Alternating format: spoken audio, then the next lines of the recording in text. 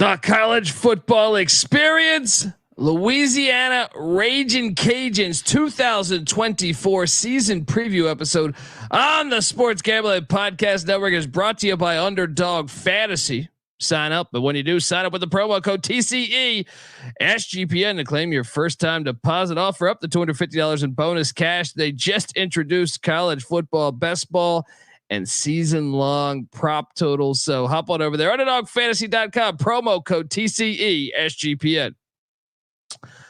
We're also brought to you by Rhythm. Rhythm's college football and NFL projections are now live. Claim your free 7-day trial period today by going to sportsgamblingpodcast.com/rhythm. That's RITHMM. That's sportsgamblingpodcast.com/rhythm.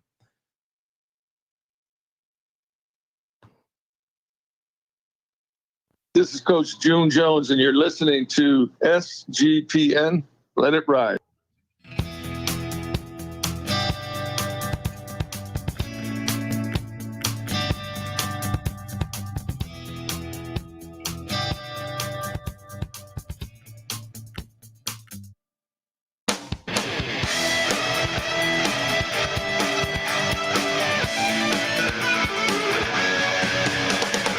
Yes. Woo! Welcome to the college football experience.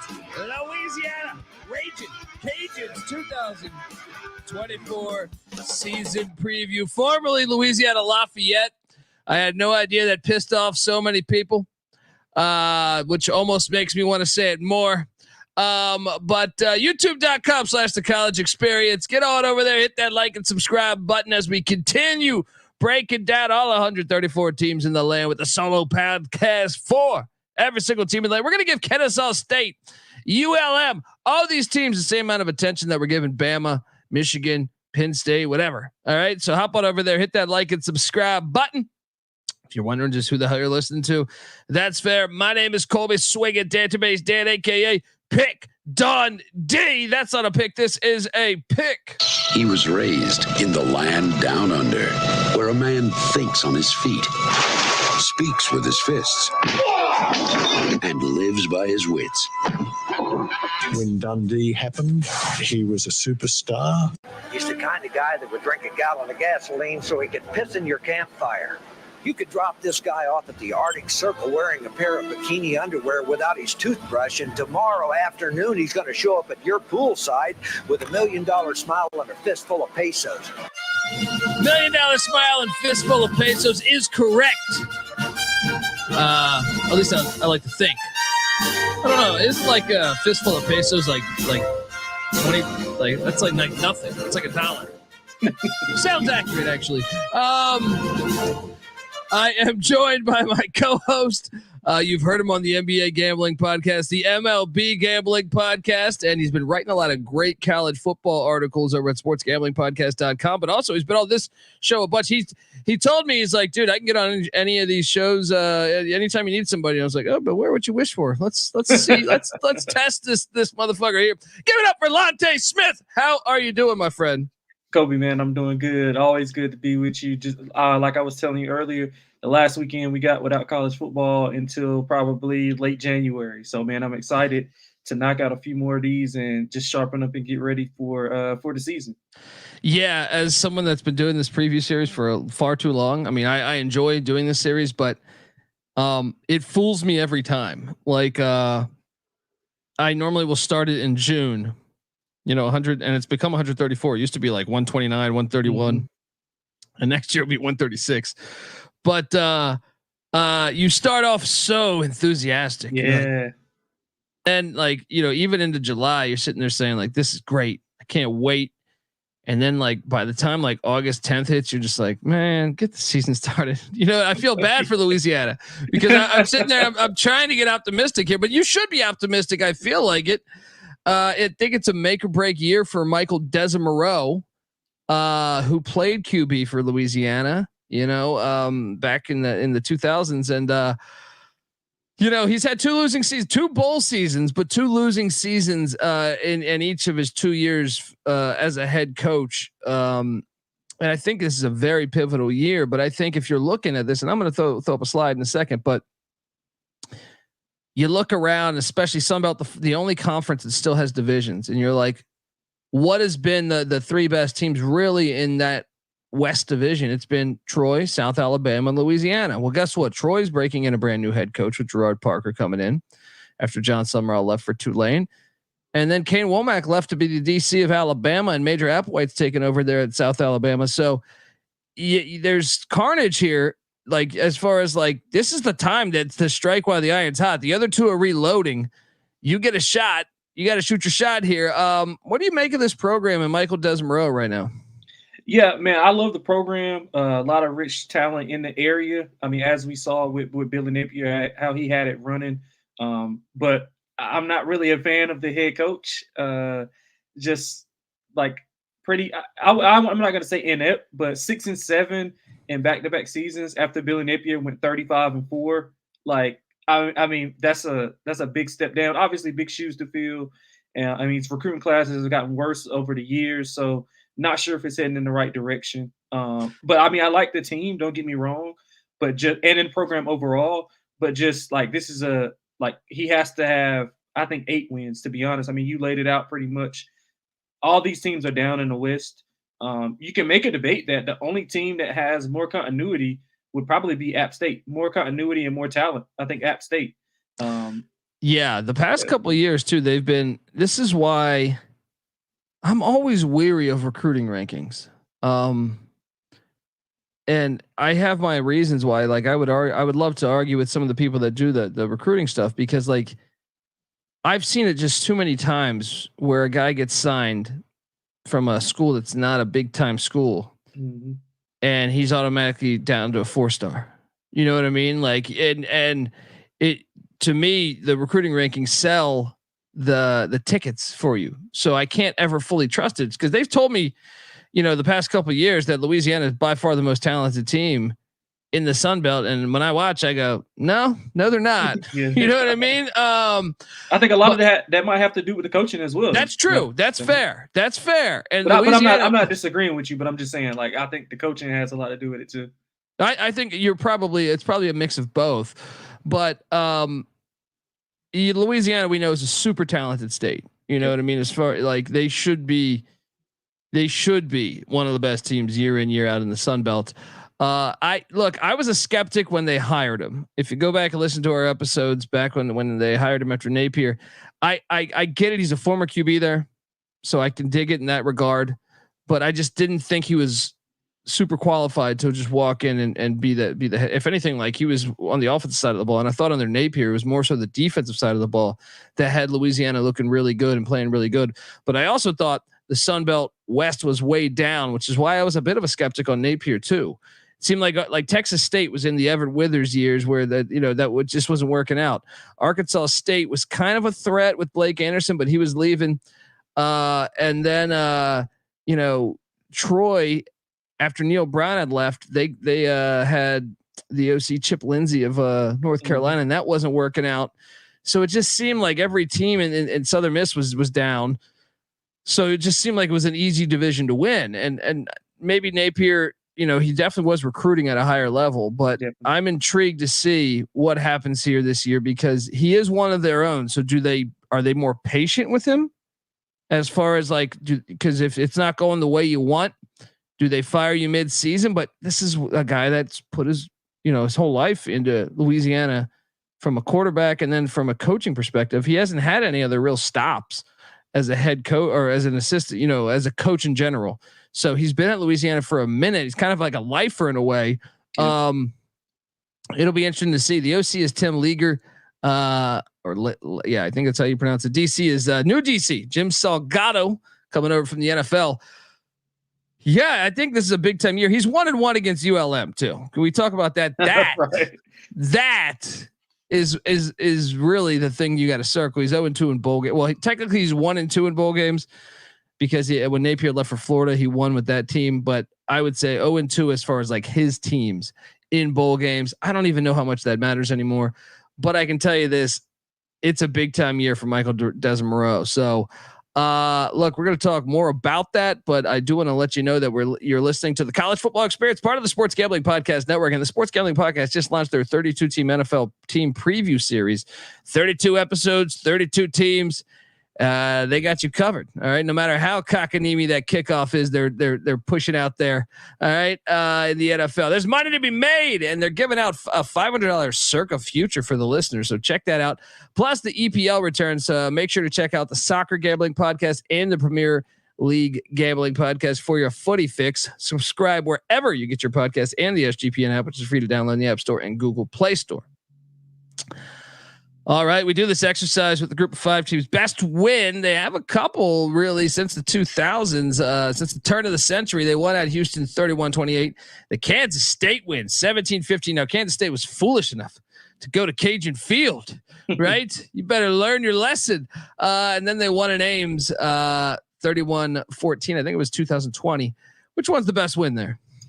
I think I'm going to go with Iowa State because that was, if I'm not mistaken, was that Brock Purdy? That was, I think. Yeah. I mean, it's always tough winning in Ames, regardless of what kind of school that you have. I know, obviously, COVID or whatever the case may be. Still, right? Yeah, but that's a hell of a win in a tough environment. G5 school going there. So I think that, and they dominated. It's just a 17-point win. So that is I think that's by far the best win that they've. I agree, and that was Billy Napier. Desmero was on that staff, so it comes full circle. The offense a season ago, 30th in the nation in scoring per game. That's impressive. 73rd in yards, 74th in passing. Definitely fucked up this thing here. But I think I thought I had the cursor over there. If I had to guess, I was going for 75th in rushing. But I could be wrong. It's all over the place. Ignore that final stat there. That's what happens when you make your own. When you're making your own slides, you're having cocktails. You've been doing this. I'm on like number 115 or something right around there. And I apologize for the fuck up. But look, they were top half in rushing in the Sun Belt and scoring. Just not passing, just not yards, which is almost like a conundrum. It's like, what?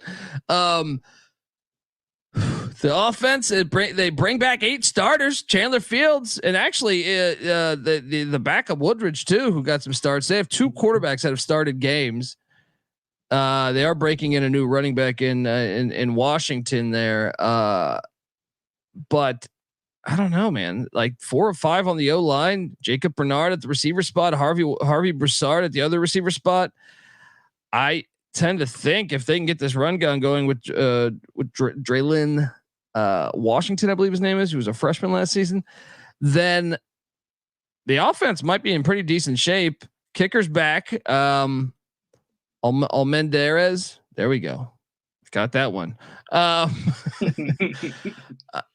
Where are you having this offense? You think 8 starters? But I know we're going to talk Portal in a second, but that's a lot to return.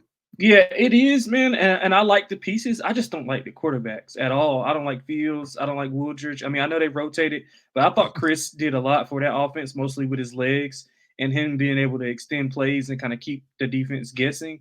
I thought that was beneficiary to that offense. Now, obviously, I mean, I love their offensive line. They're big, they're physical. If you look in the past, like Louisiana has produced like NFL offensive linemen. I think they just had a guy drafted by the Cowboys.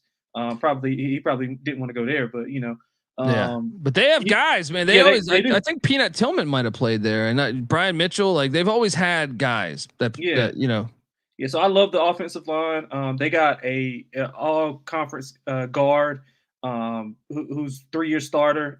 He doesn't miss a lot of blocks. So, I mean, if they had a better quarterback room, and I actually like the one that they brought in, I think he was from JUCO, Samari Collier, but he was ineligible due to grades, if I'm not mistaken. So that's a blow to me. I thought he could have beat out and raised the floor for the offense. But yeah, I love the pieces around. I mean, a wide receiver has to emerge. I mean, but the quarterback room, man, is just that's keeping me away from like actually loving the team.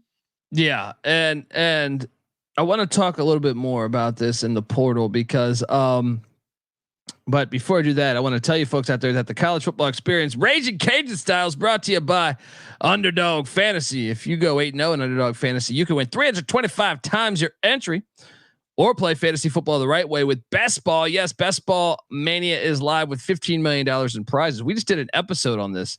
We did a Best Ball draft with NC Nick, myself, Moneyline Mac. Check that out. And Underdog just launched their season-long college football projections.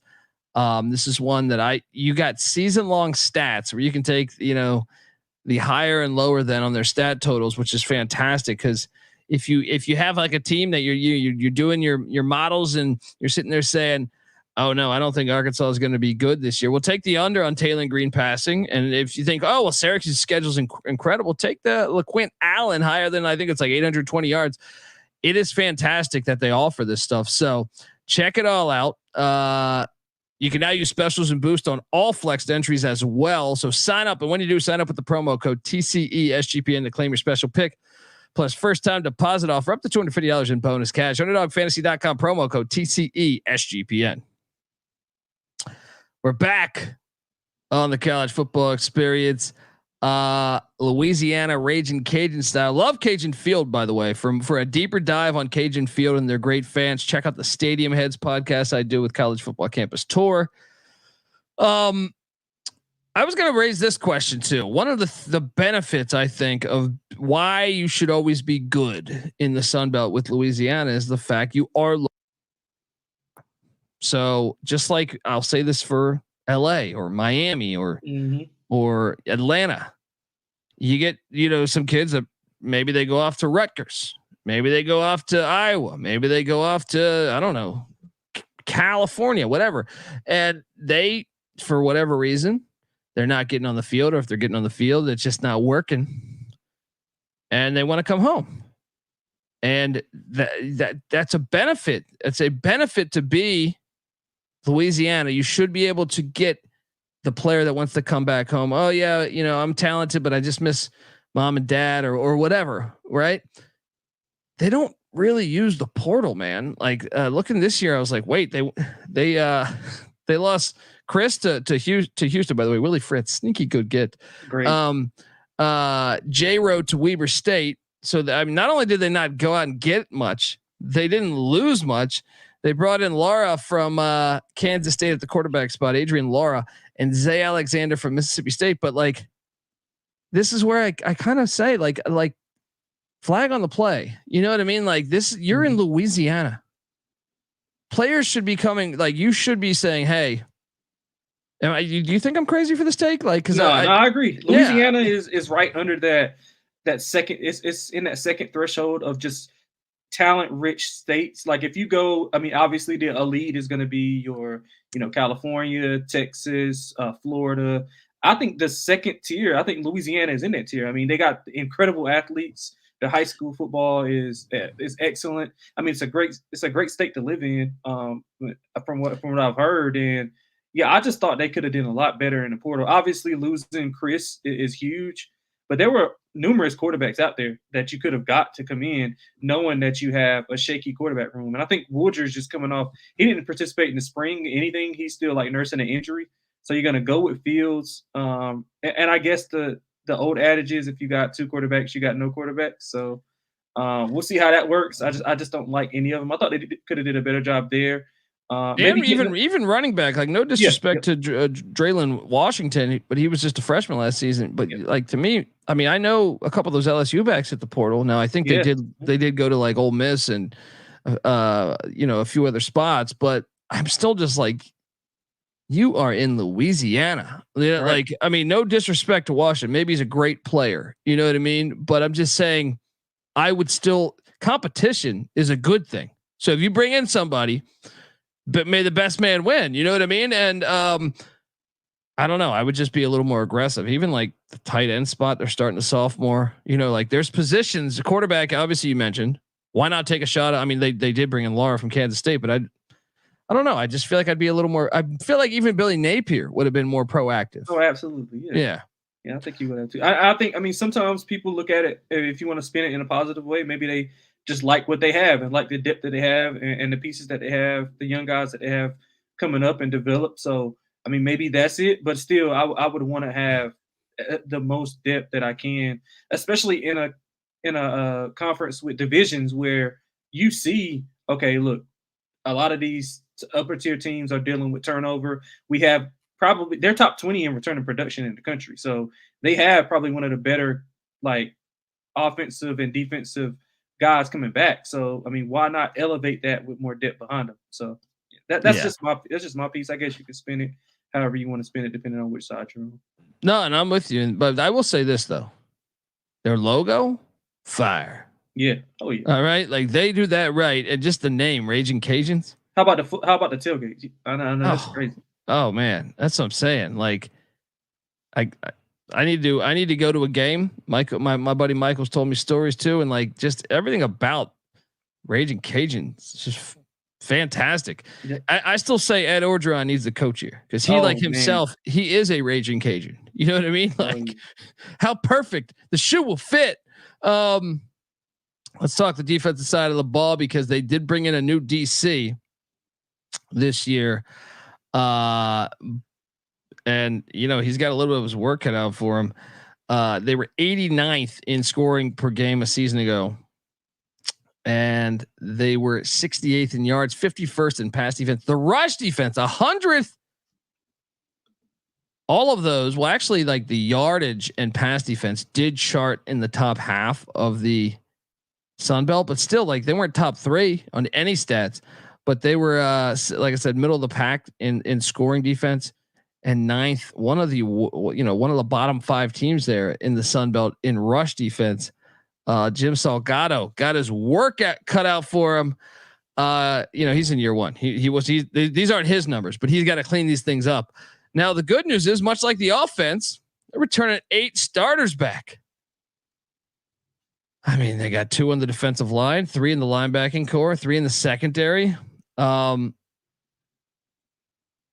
kind of buying in here, but I mean, if they weren't that good last year, but I feel like the rest of the Sun Belt, let's think about this.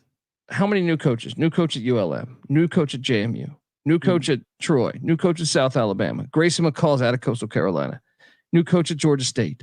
So it's just like Tulane. Yeah, that's what I'm saying. Like a lot of I feel like their numbers are going to be better. They're just going to be better.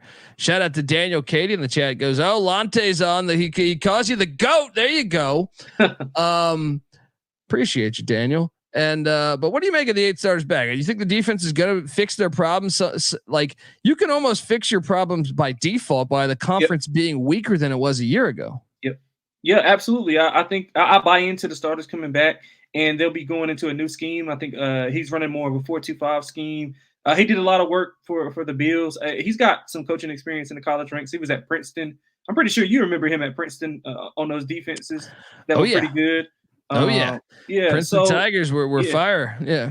Yeah. So I think he's going to bring a new energy in, and it's always good to bring, like they have a couple starters at each level.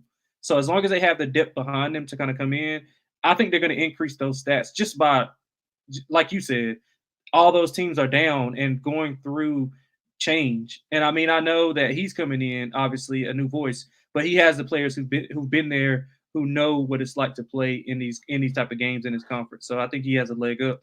I should note that based on my prep, that they were all upperclassmen too. Yeah. Yep. That's huge.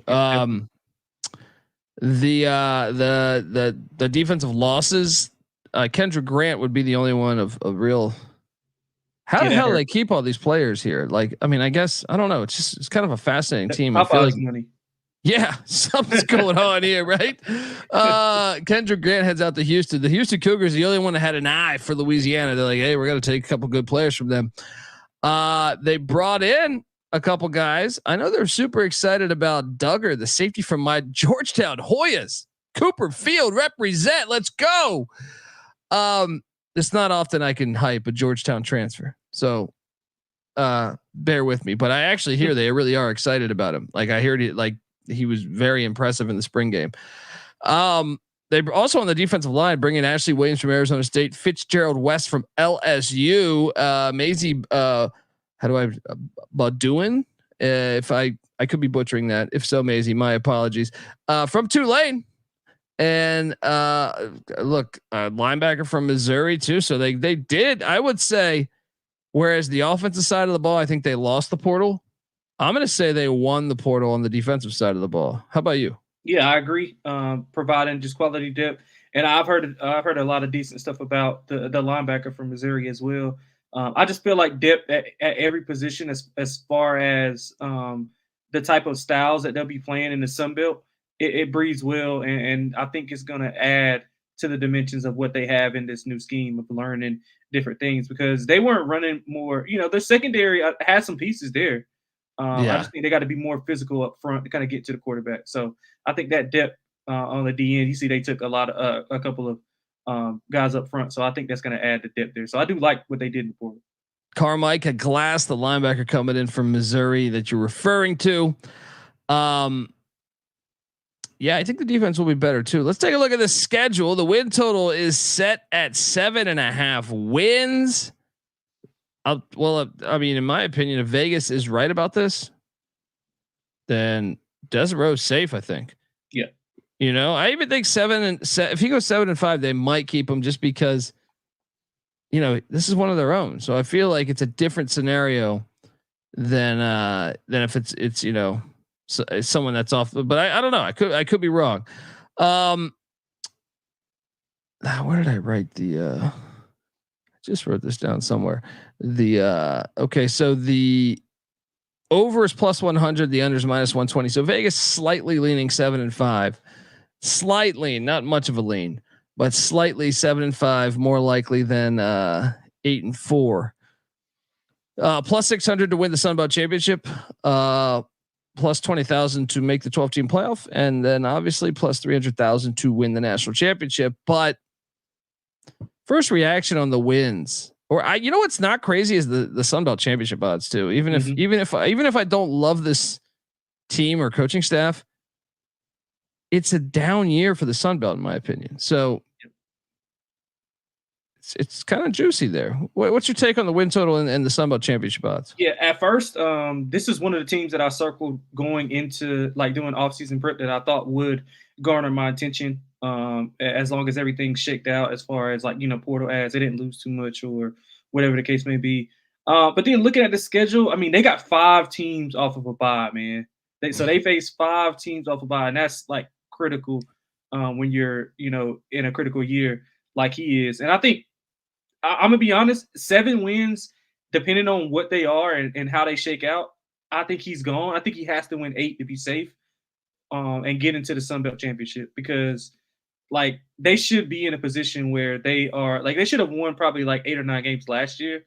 I see my guy in the chat was talking about the Southern Miss game. They could have won that game. Remember, they lost at the goal line. They couldn't punch it in the goal line. Yeah, I remember it. Yeah. Yeah, and he loses games. He loses so many games as favorites. He lost 3 games as 7-point favorite last year. So that kind of gave me a pause. But originally, when I was doing prep before going into the schedule and everything, I circled an over. But as I looked at it and kind of looked at what they had, who they were playing in certain situations, I'm kind of with Vegas. I think I'm kind of on that 7-5 type of range, and being his last year here. Well, let's go game by game on the schedule. But before I do that, I want to tell you the Ragin Cajuns season preview on the college football experience is brought to you by Rhythm. Yes, football season's here, and college football and NFL models are now live on Rhythm. Create your own winning betting model, or let Rhythm do the heavy lifting for you. You decide what stats matter most to you, and Rhythm will build a custom model around that. Or you can sit back, crack a cold one and let Rhythm and its predictive model do all the heavy lifting for you. Rhythm uses AI projections from MIT data scientists and quants. Rhythm already has you covered for NFL Week 1 and college football Week 0. I like them Yellow Jackets plus the points there in Dublin, although that line is shrinking every day I wake up. So claim your free 7-day trial period today by going to sportsgamblingpodcast.com/rhythm. That's RITHMM. That's sportsgamblingpodcast.com/rhythm. We're also brought to you by Circa Survivor and Circa Millions. Yes, Circa Sports is back with Circa Survivor and Circa Millions, giving away $16 million in guaranteed prizes. If you don't have a trip booked yet for Las Vegas before football season, may I recommend the Ultimate Contest Weekend. You can go hang out with my pals, Stacking the Money Green and Real Money Kramer from the Sports Gambling Podcast, and enjoy some of the open bar events at the greatest sports book in the world, August 22nd to August 24th. Also, use the promo code SGP15 to save 15% off your hotel room for sign up weekend there. Sign up in person at Circus Sports between now and September 7th and use a proxy to play from anywhere. We even have a deal with a proxy. Go to proxy.footballcontest.com to save you $50 with the promo code SGP. All right, back. Let's take a look at that schedule. 7.5 wins. They get Grambling. Love the in-state look. And that logo, by the way, just fire. Oh yeah, absolutely. Just fire. I like in-state matchups. So like when I like the fact they're not playing like Monmouth. You know what I mean? Like give me Grambling, Louisiana. It just feels right. You know, I got them beating Grambling, and going 1-0. But I'm very curious about the second game. Do you got them beating Grambling? I got them beating Grambling. Grambling should be okay this year, right? I know. I think it should be okay. But I think I think they'll be too much in the trenches. Louisiana will be too much in the trenches. That run game should be able to get downhill. I think Grambling struggled with the run last year. You can correct me if I'm wrong. Yeah, check out the FCS College Football Experience because we did a deep dive on them. Well, I mean, we talk FCS year round there. But yeah, Grambling, I don't know that they have the bodies on the line of scrimmage to match up with Louisiana. But this is where it's interesting. Week 2, you know, this is Kennesaw State's first ever FBS game. Oh, really? That they're hosting. Like, so Kennesaw was not that great in the FCS last year, but they also redshirted a bunch of players knowing that they were going to the FBS this year. Sam Houston style. Yeah. So this is their home opener, their first ever game in the history of the FBS, you know, like of their existence in the FBS. So I think it makes it very interesting. I was actually circling this one as like, you know, we have like a 9 TV setup at the SGPN studios here in LA. And I was like, I think I'm going to put this one on the game just cause it's the first ever home game. But you know, every alum is going to come out to that because they've thrown in money into this program to get Kennesaw to the FBS. This is a program that's been started up in the past 10 years. So I think Louisiana's better, but also another thing that should factor in is Kennesaw runs the option attack. So I lean Louisiana, but not by much. It's going to be an interesting game. What are you doing here? Yeah, I'm interested to see how Kennesaw looks in that first game. Obviously, there'll be a lot of juice in that building, in that on the field. So I'm going to take the points with Kennesaw, but I think Louisiana could kind of be in for a little scare, especially they're coming in thinking they'll take them lightly or whatever the case may be. Kennesaw State, like you said, that offense is tricky to prepare for, and you can't scout because they didn't play a lot of their guys, so you don't know. That's true. That's true. And I don't think they played a triple last year either. I'll say 2-0, but watch out for that Kennesaw game. I'm definitely taking the points. They get a bye week and then they're hosting Tulane.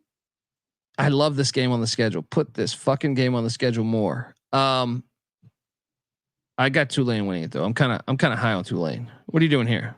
Yeah, so I think I got them winning here. I think if they get a scare at Kennesaw going into that bye, they got time to go in, tweak some things to get ready for Tulane. It's better to catch these teams early as far as Tulane. I think we did a Tulane preview. No, we didn't. But I think it's previous previews that we've done. If the team is garnering a bunch of change, I would rather get them earlier than later. Yes, and getting them off of a bye at home. Obviously, I mean, you know, it's not. This place will be rocking for this one too. Yeah, so I got them 3-0. I'm gonna go 2-1. I'm kind of bullish on Tulane, but then they head to Winston-Salem to take on Dave Clawson and Wake Forest. You know, they could. I just feel like Wake is gonna have a better season than a year ago, but not like kill it, but like I got to take Wake, even though I feel like I don't want to say this is still winnable if you're Louisiana, but I'm taking Wake. I got them 2-2. What do you got them doing here? Yeah, I got them 3-1 right here. I got Wake winning. I think that Bachmeier comes in. He's going to uplift that Wake Forest offense. The wide receiver Donovan Green is back. I think Louisiana's going to have their hands full in the secondary. So And I like Morin. They got both wideouts back. And Wake Forest's front is going to be a lot better this year. Their defensive front is going to be a lot better this year. So they'll be able to stop that run game and force whichever quarterback it is to throw. So I like Wake Forest to win this. So you got them 3-1. I got them 2-2, and now they got a back-to-back away as they head to the Rock to take on Southern Miss. This is a hard one to project, man, because I think Louisiana is a better team on paper than Southern Miss, but that's a legit home environment. Mm-hmm. I kind of think Southern Miss is going to win the game, dude. I mean, this is a field goal game. Yeah, maybe 100%. revenge. Yeah, like maybe revenge pays off, but like I'm going to take the home team. I'm going to side with the home team. I got them 2-3. How about you? Yeah, I got Louisiana. You said what I was thinking. The revenge angle coming off a loss at Wake Forest, depending on how that game plays out. I think it's a coin flip game. Like, so they could easily win that game, but I have them losing it. So revenge coming off a loss. I think they tweak out. I'm a little bit lower on Southern Miss coming into this year, but I think it's still that environment will be great. But that revenge factor, they should have won that game and last year. So I think they'll have that in the back of their mind. So I got them winning that game there. I got them 4-1. Yeah, that's actually a pivotal game because both coaches are on the hot seat. Southern Miss is Will Hall. That's gonna be a fascinating game. Yeah, he's done. Yeah, I mean he's got to pull something out of his ass to make it through. Yeah. Then they come back home and they're taking on App. You know what I don't like about the schedule is the fact that they draw App, Coastal, and Troy from. Oh no, not Troy. Who's the third team they get from the East? Does they only get 2 in the Sun Belt? I'm drawing a blank on that. Texas State. No, but they're in the West. Oh yeah, they're in the West. You're right. Is it Troy? No. Maybe it's just 2 for each. I always get confused going conference by conference. But either way, you're getting Coastal and App. That ain't fun. Give me App State to win at Cajun Field there. Man, so I got them on a 4-game losing streak right here. I got them losing this game as well. I mean, App State by far to me the best team in this conference, top to bottom. The trenches is where they are loaded at as far as defensive side. Offensive side, they got a few games to kind of get going and get under. I think they're dealing with like 4 different starters on the offensive line. But by this time, I think they'll be well conditioned and they'll be a machine to kind of get things going. I got Kanye Roberts running the rock. I like App State to kind of get it done here, dude. And then they head to Coastal. What did I do on the Coastal preview? I think we both had them. I think we both had Coastal losing this game. That's what I thought. I was like, I think I leaned. Okay, this could preserve his job because if you lose this and you lose, if it goes like I see, it's over for him. Well, that'd be 5 straight losses. They would fire him. We're going into that bye week, but I think they win at Coastal, and that preserves the shot at a bowl, and also preserves a shot at playing in the Sun Belt Championship because. You'd only still have 2 losses. So give me their 3rd win on October 19th. What do you got them doing? You got I got them. Right? Yeah, I got them winning there. I got them winning there. I think Coastal, like I said, I'm not really, we were kind of like lukewarm on Coastal as a whole. I think they'll bounce back after that App State loss. Although they could, that's a sneaky spot for Coastal to kind of take the points. I mean, coming off a physical App State team after back-to-back roadies, that could be interesting for them. So like I said, if that depth isn't there and built up, that could be, a good spot to take the points for Coastal. Dude, I mean, that's a fucking tough 5-game stretch. It is definitely. I have Tulane in the AAC championship. So they're definitely a bowl team. I have Wake Forest as a bowl team. Southern Miss, Jerry's still out on for me. App State though, but Southern Miss we know has a good home environment. They call it the Rock. That shit has been rocking for a long time. Home to App and then at Coastal. That is a fucking tough 5-game stretch, man. So I got them with 3 wins heading into the second bye week. They go to San Marcos out of the bye week on 10/29. So not even like a full on. You get 10 days off, right? I got them losing this, man. Yep, me too. Texas State. I love Texas State team, man. I love just as GJ Kenny's last year in San Marcos. He'll be going after this year. Well, the under just cashed, so Yeah, and they're still, I don't know. They do have Arkansas State after that. I think that is a winnable game here. Mm-hmm. Yep, I agree. I got them winning that one. Give me that one. Yeah, give me that fourth win there. This is a nice little stretch, even though they have some good teams. Home to South Alabama, home to Troy. I'll say they go 2-1 on the stretch. So that would be fourth and fifth win, and then they will beat ULM at Malone Stadium there on the 30th. So I do got them at 6-6. I still have to make it a bowl like they do every year, but I feel pretty solid with this under because it's 7.5. What do you got them? What do you got them closing out the final, like those final 3 home games and that away game at Malone Stadium? Yeah. So the thing is with this, like we said about catching the teams early, they get both South Alabama and Troy late. And I think that I respect those two. I respect the Troy coach long term, but I think they'll have things turned around. So I think they split there and go 1-1 with South Alabama and Troy. I think Arkansas State can get them. I really do. I think Arkansas State can get them. But I mean, it's big having that game at home. So I'll say 2-1 in that stretch, and then they win at ULM. So I got them 8-4. Woo! But I can easily see it going, 7-5. I won't lock it up, but I can easily see it being like 6-6 like you, or even 7-5. Like, dude, you're cooked if Kennesaw beats them. Absolutely. Week two, Kennesaw beats him. He's like, let's talk about that because then he'll be fired by the second bye week. You think they'll fire him? I think they'll. I don't know.